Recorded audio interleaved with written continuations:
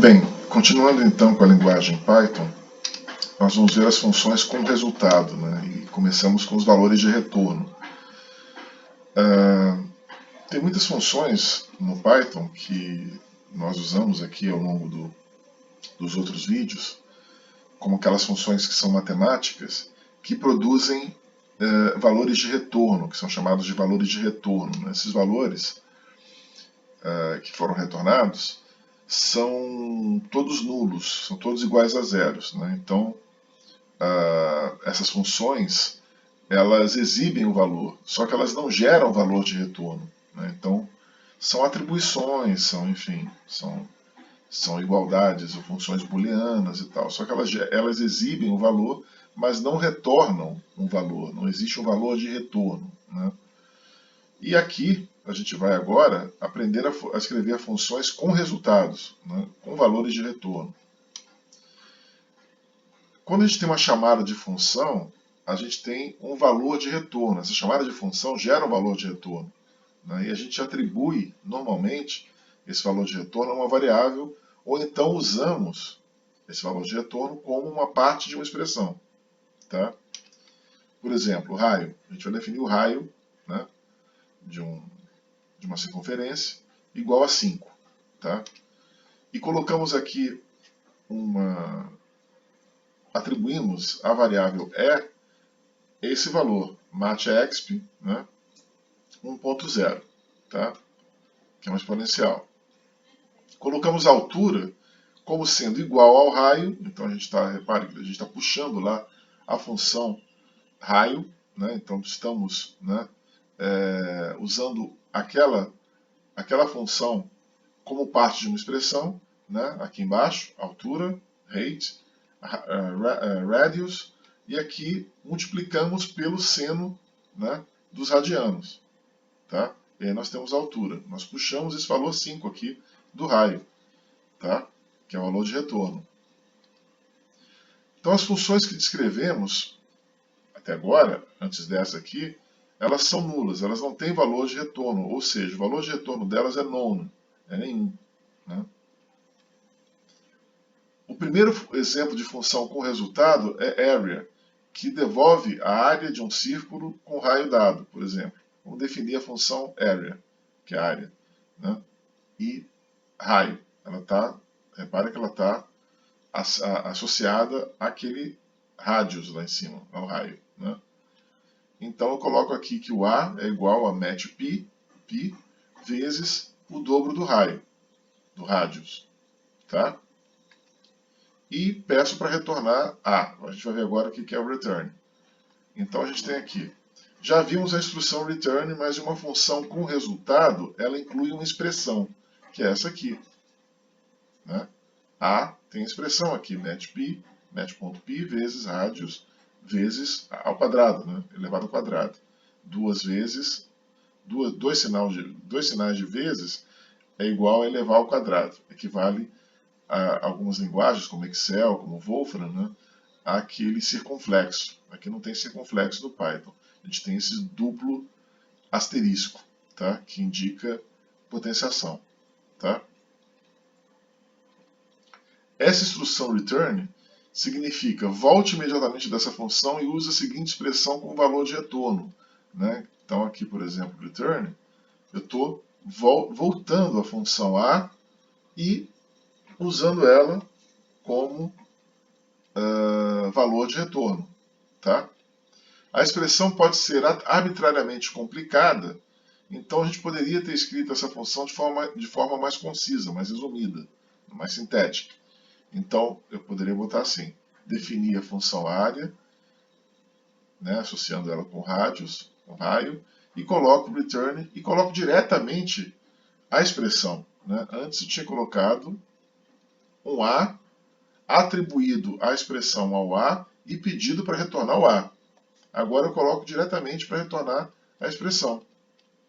Tá? E aí tornei o código menor, mais sintético, mais conciso, mais resumido. Por outro lado, variáveis temporárias como A tornam a depuração mais fácil. Na hora de depurar, é interessante usar essas variáveis temporárias, em vez de ir direto para a expressão. Tá? Às vezes é útil ter várias instruções de retorno, uma em cada ramo de uma condicional, por exemplo. Eu pego aqui valor absoluto. Defino a função absolute value, e aqui x, coloco, se x for menor que zero, eu retorno menos x. Do contrário, else, né? Senão, né? Retorno x. Se for maior que zero, eu retorno x. Tá? E aí eu tenho, como diz aqui, né? Eu tenho várias instruções de retorno, uma para cada ramo de uma condicional. A condicional está aqui, if, e aqui eu tenho um valor de retorno x menos x, se for menor que zero. Do contrário, eu tenho x, se for maior do que zero. Como essas instruções return estão em uma condicional alternativa, só uma é executada. Tá? Uma outra que não for atendida não é executada. Só aquela que for atendida, né, cuja condição for atendida, que vai ser executada. Logo que uma instrução de retorno seja executada, a função termina sem executar nenhuma instrução subsequente. Se você tem uma instrução de retorno que foi executada, acabou a execução. Ela não vai executar uma outra instrução que não tem razão de ser. Qualquer código que apareça depois de uma instrução return, ou em qualquer outro lugar que o fluxo da execução não atinja, é chamado de código morto. Então, por aqui, né, se nós tivermos um x menor que zero, eu vou retornar menos x. E o else return x é código morto. Então, isso aqui vai ser código morto, se essa condição for atendida.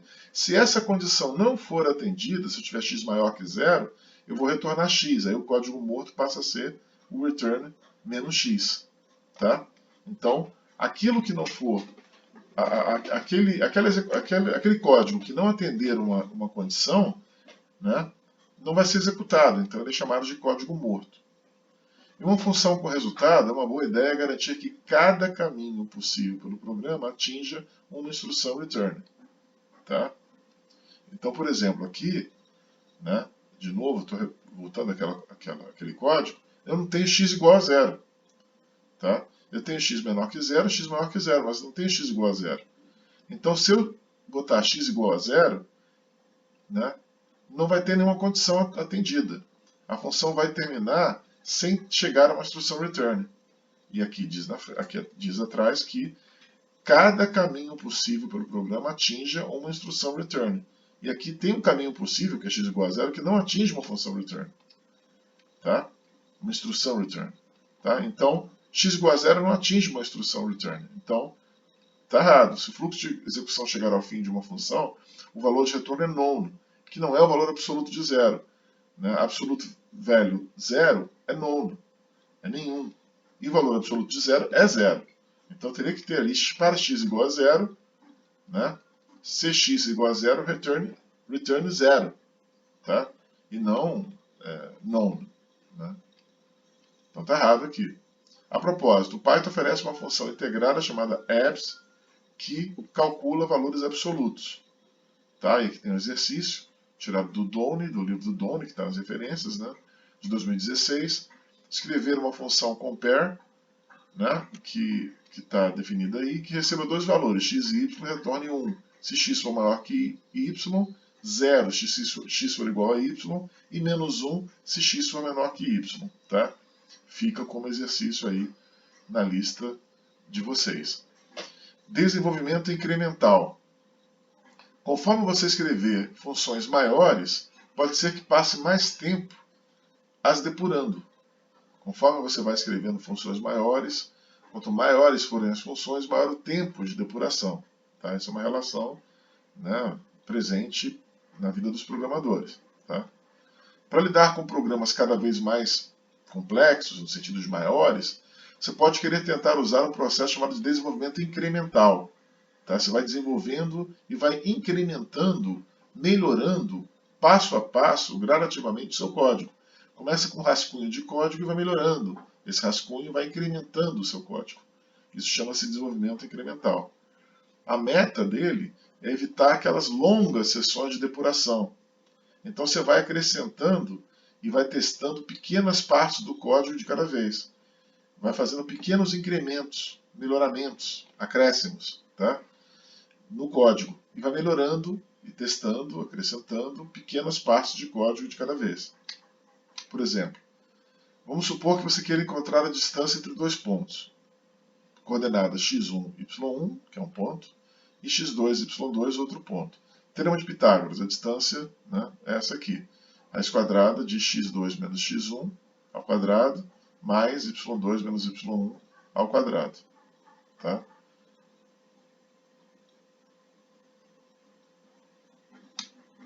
Primeiro passo, aqui eu estou chamando x1, y1 e x2, y2. Tá? O primeiro passo é pensar como uma função distance deveria ser no Python. Em outras palavras, quais são as entradas da função, os parâmetros, e qual é a saída da função, que é o valor de retorno. Tá? É assim que você pensa funções no Python. Quais são as entradas, parâmetros, e qual é a saída, o valor de retorno. Então, a gente vai ter a entrada, são dois pontos que você pode representar usando 4 números. 2 pontos que são esses aqui, x1, y1, x2, y2. Tá? O valor de retorno é a distância, que é representada por um valor de ponto flutuante, um valor decimal. Né?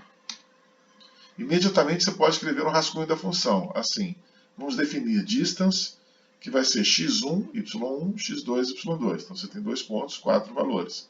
E return 0. É um rascunho. Tá?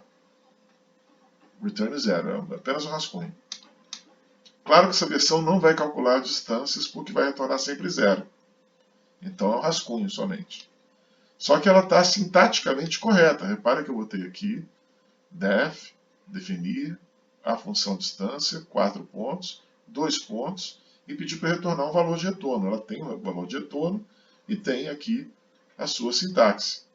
Né? Certo? Isso é importante porque você pode executá-la e testá-la. Né? E depois ir fazendo incrementos, melhorando. Né? Para testar a nova função, você chame-a com os argumentos de amostra.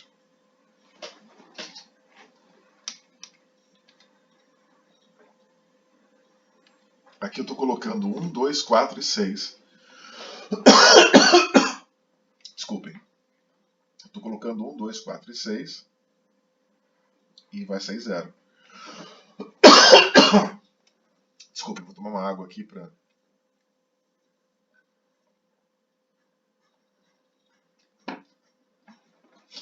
Bom, vamos lá. Então, distance 1, 2, 4 e 6. Eu coloquei 4 pontos, né? x1, y1, x2, y2, e deu 0. Qualquer valor que eu colocar aqui vai dar 0, porque o código ainda está no início, está errado, não está completo. Distância horizontal seria, se o código estivesse certo, 3, e a distância vertical 4. O resultado final seria 5, que é a hipotenusa de um triângulo 3, 4, 5. Né? Mas o código aqui está equivocado, então eu estou ainda desenhando, estou ainda elaborando o meu código usando desenvolvimento incremental. E quando você testa uma função, é importante você saber a resposta certa, para que você possa avaliar o teu teste, você possa fazer o teste e checar. Né? É um processo que, como eu falei antes, é um processo que evita depurações grandes. Então você vai depurando por partes. Né? E para depurar você tem que saber a resposta certa. Então a função, você já sabe aqui que ela está sintaticamente correta, você pode começar a acrescentar código ao corpo da função. Um próximo passo razoável é encontrar as diferenças x2 menos x1, y2 e y1 menos y1. E aí você vai ter, nessa próxima versão do código, essas variáveis, essas diferenças em variáveis temporárias, e vai exibi-las. Né? Então é só fazer assim. Define a distância, x1, y1, x2, y2. Define uma diferença dx, x2 menos x1, e uma diferença dy, y2 menos y1. E coloca, exibindo, né, print dx is, e aí coloca dx, e print dy is dy, e retorna 0. Mantém o retorno 0. Você está ainda, né, acrescentando partes de código. Tá? Se a função estiver funcionando, deve exibir dx is 3 e dy is 4. Nesse caso, você sabe que a função está recebendo os argumentos corretos, executando o primeiro cálculo acertadamente, né? Se não, há poucas linhas para verificar. Depois você calcula a soma dos quadrados agora. Vamos calcular a soma dos quadrados de dx e dy, né? Então, vamos fazer assim. Colocamos aqui, na terceira linha do código, d squared, que é dx ao quadrado mais dy ao quadrado. E coloco um print, d squared is d squared, né? Então, coloco o retorno 0. Repara que eu tirei aqueles prints de dx is e dy is. Só deixei aqui d squared is, tá? Nessa etapa, você executaria o programa mais uma vez e verificaria a saída, que deve ser 25. Finalmente, se usa agora o math squared, né? O math sqrt, que é a raiz quadrada, né? E aí você, em vez de colocar, né, como estava antes, colocar o código ali, d squared, né, você coloca a raiz quadrada do d squared, né? Aqui. Então você coloca aqui, né, as diferenças, definiu a distância, recapitulando, definimos a distância, x1, y1, x2, y2, definimos a primeira diferença dx, x2 menos x1, a segunda diferença dy, y2 menos y1, o d squared, que é, eu estou elevando dx ao quadrado mais dy ao quadrado, então seria a soma do quadrado das diferenças, dx e dy, estou somando os quadrados das diferenças, tá? Dx ao quadrado, dy ao quadrado. E agora eu coloco o result, que é a raiz quadrada do d squared. Eu tiro a raiz quadrada disso aqui, tá? Repara que eu chamei essa função de novo para cá, tá? E coloco, agora eu vou chamar de novo result para cá. E retorno o resultado, né? Calculei, agora já tenho praticamente definida a função. Se funcionar corretamente, pronto. Se não, uma ideia é exibir o valor result antes da instrução de retorno. A versão final da função não exibe nada ao ser executada, só retorna um valor. As instruções print, repara que os prints foram sumindo, né? Aqui. Voltando, ó, tinha 2 prints aqui, eu substituí por um, depois eu tirei aqui no último código não tem nenhum, tá? Então aqui, as instruções print que escrevemos são úteis para depuração, mas assim que conferir se a função está funcionando, você vai retirando. É só para conferir, tá? Códigos desse tipo são chamados de scaffolding, que são undynes, tá? Um undyne porque são úteis para construir o programa, mas não são parte do produto final. Tem um grande matemático, se não me engano foi o Leonhard Euler, que é um matemático suíço, um dos maiores matemáticos da história, extremamente produtivo, um grandíssimo matemático. E ele dizia isso, ele dizia que depois de você ter, né, uma equação, um teorema, enfim, de elaborar um raciocínio matemático, formalizar esse raciocínio elegantemente, escrever seu artigo, você joga fora os undynes. Você tira aqueles cálculos desnecessários, né?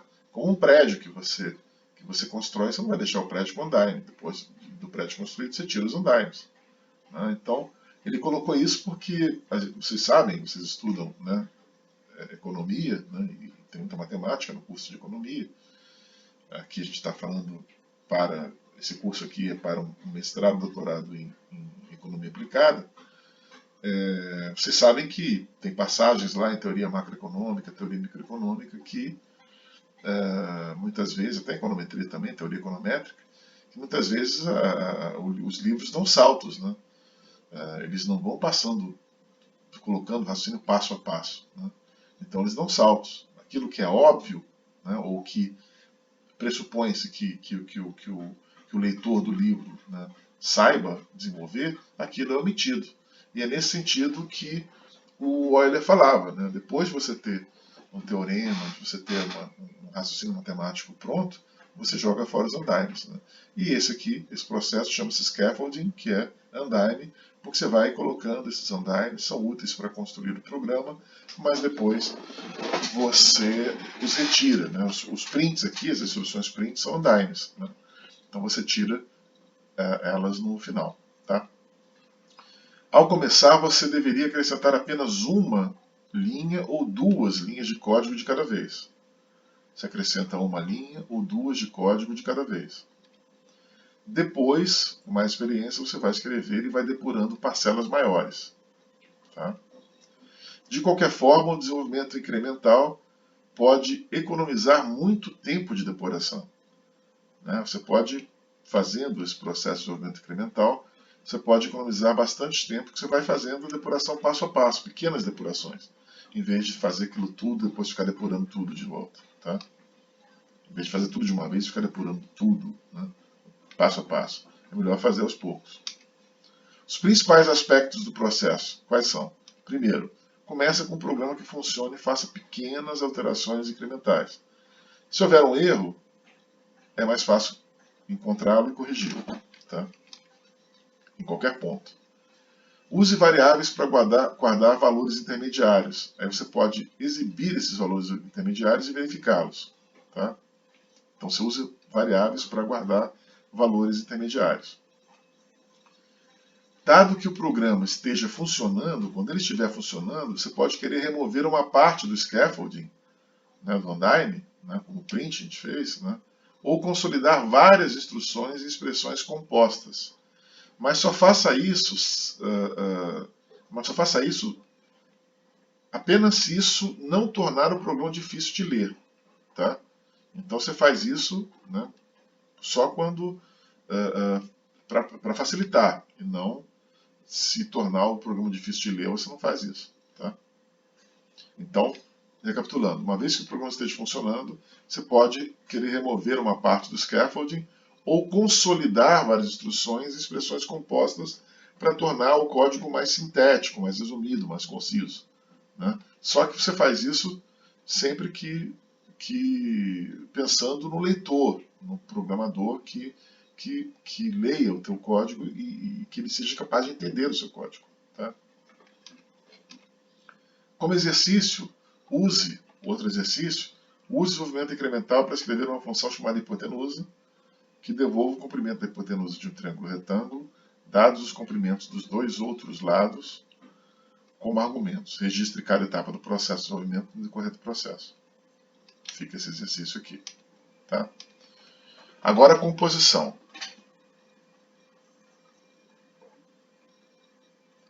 A gente já viu que é possível chamar uma função dentro de outra. Né? Por exemplo, escreveremos uma função que recebe 2 pontos, o centro do círculo, primeiro ponto, e um ponto no perímetro, para calcular a área do círculo. Tá? Suponha que o ponto do centro seja guardado nas variáveis xc e yc, né? O ponto do centro, e o ponto do perímetro xp e yp. Então, o primeiro passo vai ser encontrar o raio do círculo, que é a distância entre 2 pontos. Já temos uma função, que é distance, né, que faz isso. Claro, né, vou repetir aqui. Né. Por favor, façam esses códigos, trabalhem esses códigos no Python. Tá? Isso aqui é uma introdução. Né. Vocês têm aí, ou quem quiser, eu posso enviar também essa aula completa em PDF, tá? Para quem quiser poder acessá-la, né? Baixá-la e trabalhar esses códigos no Python. Tá? Eu vou deixar depois, no último vídeo, vou deixar disponível os links, né? Para esse material. Tá? E vocês podem baixar esse material e trabalhar no Python. Né? Não adianta só olhar o vídeo. Né? O vídeo é uma introdução, uma explicação, mas você vai aprender mesmo trabalhando esses códigos no Python. Então aqui tem a função distance, né, que eu espero que vocês já tenham feito, ou que vocês façam no Python. Né? E aqui está aqui distance. Né? Então tem xc, yc, xp, yp. xc, yc é o ponto do centro, xp, yp é o ponto do perímetro. O próximo passo deve ser encontrar a área. Já temos também a função área. Está lá, result, área e raio. Né? Rádios. Encapsulando esses passos em uma função, a gente vai ter isso aqui. Vou definir a área do círculo, circle area, xcyc, xpyp, radius, distance, tá? Distância, o raio é a distância do centro ao perímetro, né? xcyc é xpyp. Result é a área do raio, definida de acordo com o raio, tá? E eu retorno o result. Tá? Então, estou encapsulando esses passos em uma função, em um código.